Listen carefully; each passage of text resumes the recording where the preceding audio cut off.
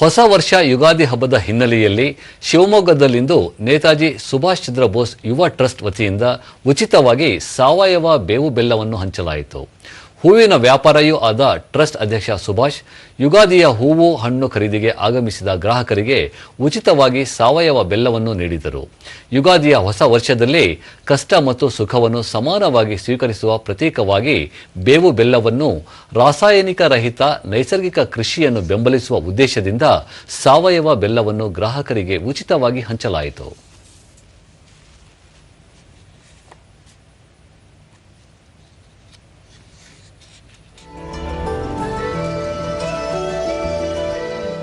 ಇವರು ಎಲ್ಲ ಖರೀದಿದಾರರಿಗೂ ದೂರದರ್ಶನದೊಂದಿಗೆ ಗೃಹಿಣಿ ಮನು ಯುಗಾದಿಯ ಹಬ್ಬದ ಈ ಸಂದರ್ಭದಲ್ಲಿ ಸಾವಯವ ಬೆಲ್ಲ ಹಂಚಿದ್ದು ಸಂತಸ ನೀಡಿತು ಎಂದು ಹೇಳಿದರು.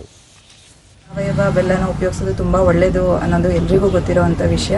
ಸೊ ಹಾಗಾಗಿ ಯುಗಾದಿ ಹಬ್ಬದಲ್ಲಿ ಈ ಒಂದು ವಿಶೇಷನ ಇವರು ಮಾಡ್ತಾ ಇರೋದು ತುಂಬಾ ಸಂತೋಷ ತರುವಂಥ ವಿಷಯ. ಎಲ್ಲರಿಗೂ ಯುಗಾದಿ ಹಬ್ಬದ ಶುಭಾಶಯ.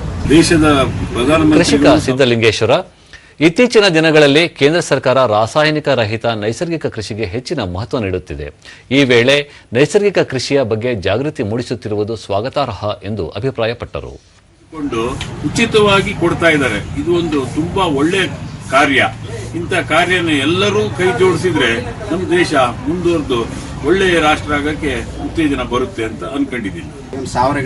ಟ್ರಸ್ಟ್ ಅಧ್ಯಕ್ಷ ಸುಭಾಷ್ ಸ್ವಾತಂತ್ರ್ಯ ಹೋರಾಟಗಾರರಿಗೆ ಗೌರವ ಸಲ್ಲಿಸುವ ಜೊತೆಗೆ ರಾಸಾಯನಿಕ ರಹಿತ ಭೂಮಿ, ಕ್ರಿಮಿನಾಶಕ ರಹಿತ ಉತ್ಪನ್ನದ ಕುರಿತು ಜಾಗೃತಿ ಮೂಡಿಸಲಾಗುತ್ತಿದೆ ಎಂದು ತಿಳಿಸಿದರು. ಕೇಂದ್ರ ಸರ್ಕಾರದವರು ಆರೋಗ್ಯ ಎಲ್ಲರದ್ದು ಹಾಳಾಗ್ತಾ ಇರೋದು ಈ ಕೆಮಿಕಲ್ ಇಂದನೇ.